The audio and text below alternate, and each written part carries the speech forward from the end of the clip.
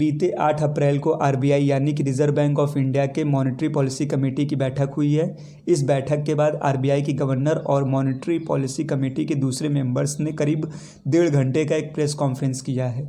इस press conference से 4 जरूरी बातें सामने आई है, जिससे आरबीआई 4 बड़े जोखिम के तौर पर देखता है।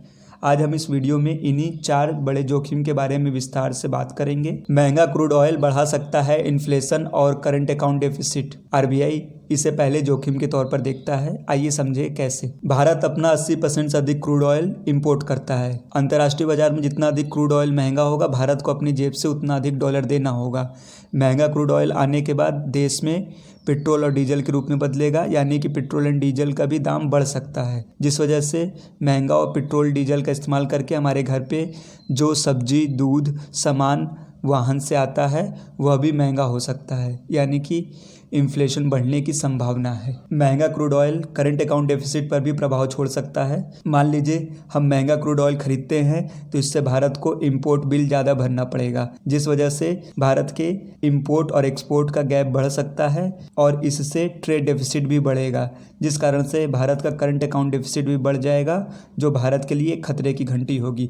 करंट अकाउंट डेफिसिट बढ़ने से रुपया और कमज़ोर हो सकता है, जिस वजह से भारत के लिए ग्लोबल सेंटिमेंट खराब होने की संभावना का खतरा है। आरबीआई की नज़र में दूसरा जोखिम है लोअर डोमेस्टिक आउटपुट। आइए समझते हैं विस्तार से। आरबीआई का मानना है कि एनर्जी मार्केट, फर्टिलाइजर और कमोडिटी मार्केट में सप्लाई शॉक आने से इंडस्ट्री, एग्रीकल्चर और सर्विस जैसे सेक्टर को नुकसान पहुंच सकता है, जिससे देश में गुड्स एंड सर्विस की आउटपुट कम हो सकती है। उदाहरण के तौर पर मान लीजिए एनर्जी मार्केट यानी कि ऑयल एंड गैस मान लीजिए महंगा हो जाए या उसकी सप्लाई कम हो जाए या फिर सप्लाई ही रुक जाए, तो ऐसी कंडीशन में क्या होगा, देश के सभी सेक्टर पर इसका प्रभाव देखने को मिलेगा। मान लीजिए खेती में इस्तेमाल होने वाला फर्टिलाइज़र, जिसका इस्तेमाल खेती में उत्पादन के लिए किया जाता है, वह मुख्य तौर पर यानी कि फर्टिलाइज़र जो है मुख्य तौर पर नेचुरल गैस का इस्तेमाल करके बनती है। अगर नेचुरल गैस कल को महंगी होती है या फिर उसकी सप्लाई कम हो जाती है या रुक जाती है, तो इससे क्या होगा, फर्टिलाइज़र महंगा होगा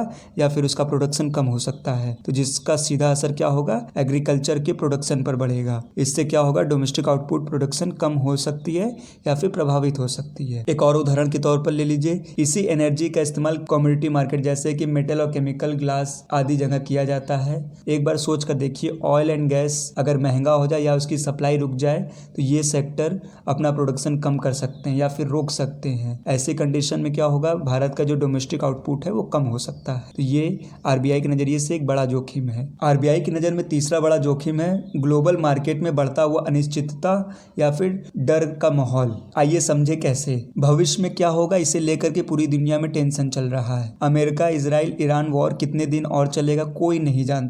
कच्चा तेल जो इस समय बहुत अधिक महंगा है, आने वाले भविष्य में वापस से कब अपने सामान्य कीमत पर आएगा कोई नहीं जानता। ऐसे माहौल में डर हावी होता है और आर्थिक गतिविधियां रुक जाती हैं या फिर स्लो हो जाती हैं। आरबीआई का मानना है कि ऐसे माहौल में भारत में मौजूद विदेशी निवेशक अपना पैसा निकाल करके सुरक्षित निवेश वाले स्थान पर निवेश करने का सोच सकते हैं, जैसे कि सोना या फिर अमेरिकी डॉलर। ऐसे कंडीशन में विदेशी निवेशक भारत से अपना पैसा निकाल सकते हैं, जिससे देश में लिक्विडिटी की कमी हो सकती है, यानी कि बाजार में जो फंड मौजूद है उसकी संख्या कम हो सकती है, मात्रा कम हो सकती है, जिससे बैंक सहित कई सारे फाइनेंशियल सेक्टर प्रभावित हो सकते हैं। इस डर का असर लोगों के साथ कंपनियों के अंदर भी आने लगता है, जिस कारण से कंपनियां अपना भविष्य का निवेश कम कर देती हैं और कम से कम जॉब की वैकेंसी निकालती हैं। और ऐसे समय में कंपनियां क्या करती हैं, अपने लोगों को जॉब से निकाल भी देती है, जिससे देश में बेरोजगारी बढ़ने की संभावना बढ़ जाती है। वहीं दूसरी तरफ आम जनता जो है, इस डर भरे माहौल के बीच में जब नौकरी नहीं मिल रही है, जॉब्स निकाल दिया जा रहा है, तो वो क्या करते हैं, बचत करने लगते हैं, एक्स्ट्रा खर्च नहीं करते हैं, जो कि इकनॉमी के लिए अच्छी बात नहीं है। जितना अधिक खर्च होगा उतना बेहतर होता है इकनॉमी के लिए।